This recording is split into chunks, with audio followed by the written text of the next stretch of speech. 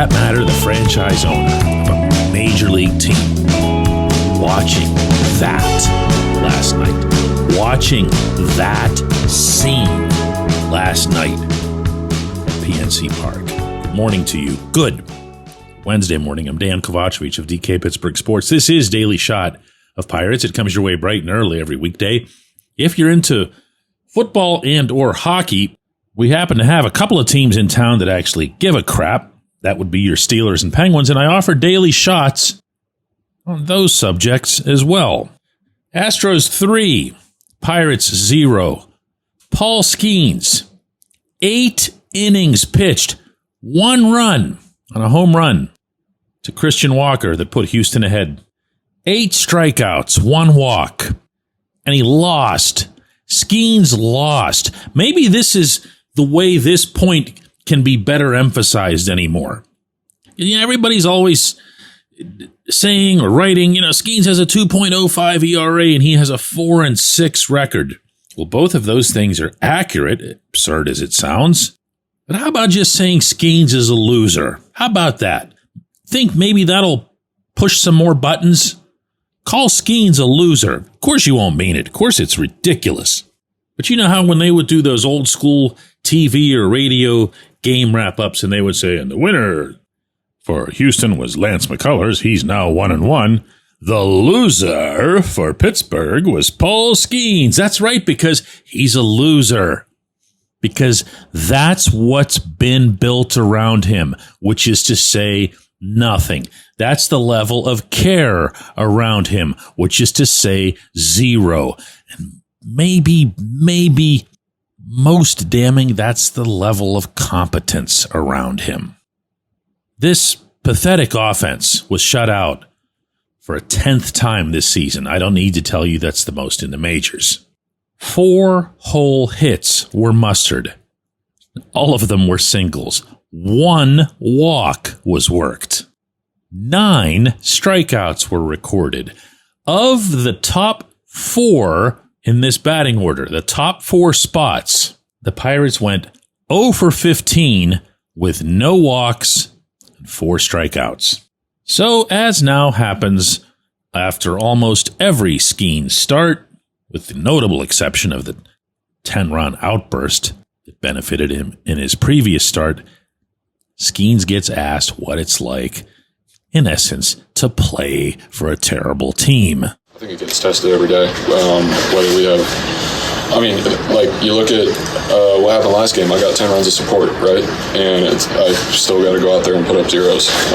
That's control what I can control. So it would be very easy for me to go out there and, say F it and go start throwing stuff down the middle because I got 10 runs behind me. So it's, win or lose. That's what you have to do. I want to try to attach at least some semblance of realism to this criticism, because if you go back to this past spring training, and you'll recall both Ben Cherington and Bob Nutting saying this is the year to win. We're all about winning. Now is the time. We had our build-up. Now we're ready. They weren't any of those things, and they knew that. They had to have known that. Certainly, unless he's even more delusional than I'll occasionally think that he is, Cherington had to know that.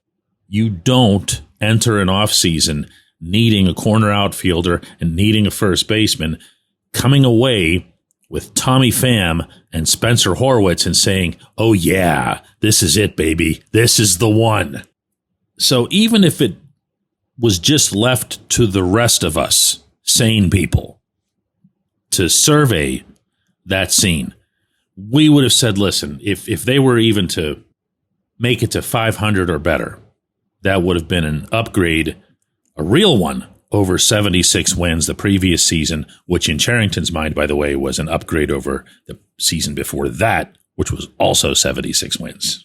This would have been 82 or 83, and the team wouldn't have been a contender, might not even necessarily have been super competitive, but it would have been competent.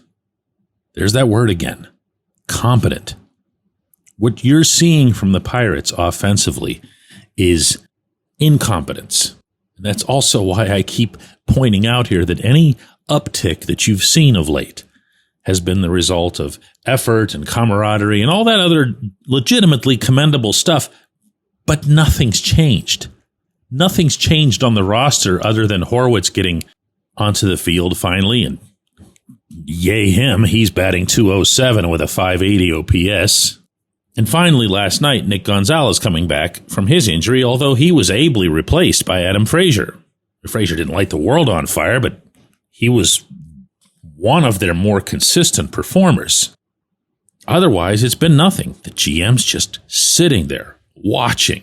The owner's just sitting there, watching. And I get that it doesn't matter in the standings. It hasn't mattered in the standings, really, since they left Florida. They're 22-39. They're not about to go anywhere. But shouldn't it matter to you to watch Skenes out there doing this? Pitch after pitch after pitch, fighting to put up these zeros, focused, as you heard him describing there, on just controlling what he can control. Aren't you a little embarrassed, maybe even just a teensy-weensy bit, that you couldn't put together even just a non-historically horrendous lineup? Was that really too big of an ask in year 6? When we come back, J1Q. If you're looking for a great dining experience, look no further than North Shore Tavern. Located directly across Federal Street from PNC Park, next door to Mike's Beer Bar, North Shore Tavern is Pittsburgh's home for steak on a stone. Enjoy your steak finished on a hot lava stone in front of you, where you ensure each piece is cooked to exactly your liking. Or try their rotating selection of entrees, hot sandwiches, salads, and burgers, all while enjoying the ambiance dedicated to the great players and history of the Pittsburgh Pirates all around you. Come see why everyone's talking about North Shore Tavern and steak on a stone. It's Gun Storage Check Week. Help prevent unwanted access to your firearms. No one wants their unsecured gun to be used in an accident, a suicide, or a crime. Use lockboxes, safes, and locks to secure your firearms. Learn more at gunstoragecheck.org. That's gunstoragecheck.org. Brought to you by NSSF, the Firearm Industry Trade Association.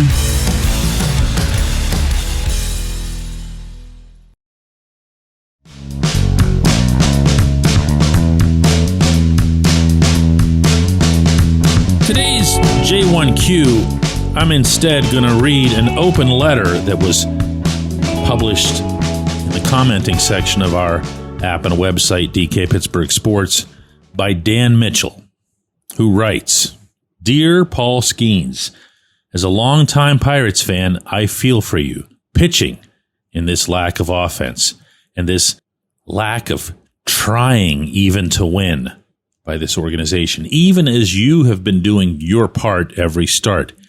It is a shame that your employers didn't, don't, or won't fix this.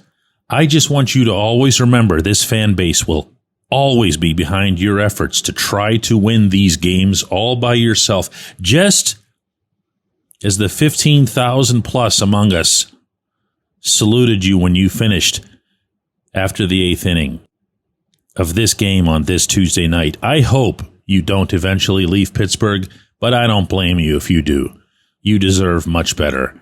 Always a fan of your brilliance, Dan Mitchell."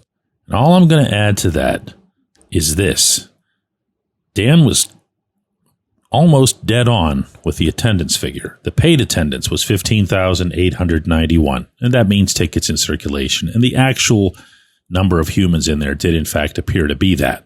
There were also a fair amount of fairly vocal fans of the Astros sitting behind the visiting dugout. So let's just say, for conversational purposes here, that there were 13,000 Pirates fans on hand. Gorgeous night in June. Immaculate weather in Pittsburgh. Notice well in advance that this was going to be Skenes' turn to start. And a public that very much respects this kid and wants to see him do well, but doesn't want any part of this pathetic franchise as the framework that's around him. Think about that. Can someone there at least take a couple of seconds away from whatever it is that they actually do during the day today and think about that? Think about how awful that is.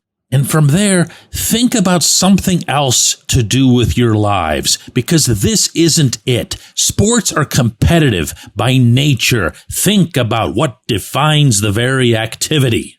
And you can't be competitive. To be able to watch that last night and react by doing nothing, which is exactly what you're going to do today. And it's what you're going to do tomorrow. And it's what you're going to do after the Phillies come in here and mow you down all weekend long. And by the way, guess who's going to be pitching in the finale on Sunday against the Phillies? That's right. It'll be him again.